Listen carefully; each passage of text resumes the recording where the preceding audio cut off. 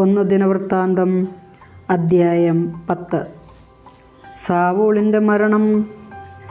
ഫിലിസ്ത്യർ ഇസ്രായേലിനോട് യുദ്ധം ചെയ്തു.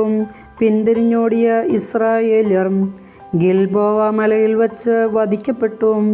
ഫിലിസ്ത്യർ സാവൂളിനെയും പുത്രന്മാരെയും പിന്തുടർന്ന് ജോനാഥൻ, അബീനാദാബ്, മെൽക്കിഷുവ എന്നിവരെ വധിച്ചു. സാവൂളിന് ചുറ്റും യുദ്ധം രൂക്ഷമായി. വില്ലാളികൾ അവനെ അമ്പെയ്ത് മുറിപ്പെടുത്തി.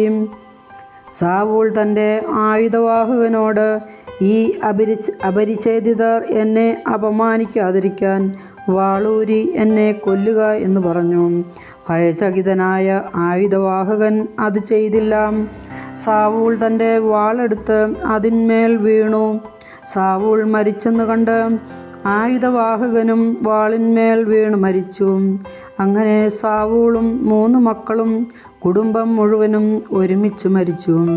സൈന്യം പലായനം ചെയ്തെന്നും സാവൂളും പുത്രന്മാരും മരിച്ചെന്നും കേട്ടപ്പോൾ താഴ്വരയിൽ വസിച്ചിരുന്ന ഇസ്രായേല്യർ തങ്ങളുടെ നഗരങ്ങൾ ഉപേക്ഷിച്ച് ഓടിപ്പോയി.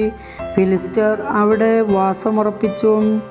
അടുത്ത ദിവസം കൊല്ലപ്പെട്ടവരെ കൊള്ളയടിക്കാൻ ഫിലിസ്ത്യർ വന്നപ്പോൾ സാവൂളും പുത്രന്മാരും ഗിൽബോവ മലയിൽ മരിച്ചു കിടക്കുന്നത് കണ്ടു. അവർ അവൻ്റെ വസ്ത്രം ഉരിഞ്ഞു, തല വെട്ടിയെടുത്തു, ആയുധങ്ങളും കരസ്ഥമാക്കി. തങ്ങളുടെ വിഗ്രഹങ്ങളെയും ജനത്തെയും ഈ സദ്വാർത്ത അറിയിക്കാൻ ദൂതന്മാരെ അയച്ചു. അവൻ്റെ ആയുധങ്ങൾ അവർ തങ്ങളുടെ ദേവൻ്റെ ക്ഷേത്രത്തിൽ സമർപ്പിച്ചു. ശിരസ് ദാഗോൻ്റെ ക്ഷേത്രത്തിൽ തൂക്കിയിട്ടു. ഫിലിസ്ത്യർ സാവൂളിനോട് പ്രവർത്തിച്ചത് യാബേഷ് ഗിലെയാദിലുണ്ടായിരുന്നവർ കേട്ടു. അവരിൽ ധീരന്മാരായവർ ചെന്ന് സാവൂളിൻ്റെയും മക്കളുടെയും മൃതദേഹങ്ങൾ യാബേഷിലേക്ക് കൊണ്ടുവന്നു. അസ്ഥികൾ യാബേഷിലെ ഓക്കുമരത്തിൻ്റെ ചുവട്ടിൽ സംസ്കരിച്ചു. അവർ 7 ദിവസം ഉപവസിച്ചു. അവിശ്വസ്തതയാണ് സാവൂളിൻ്റെ മരണത്തിന് കാരണം.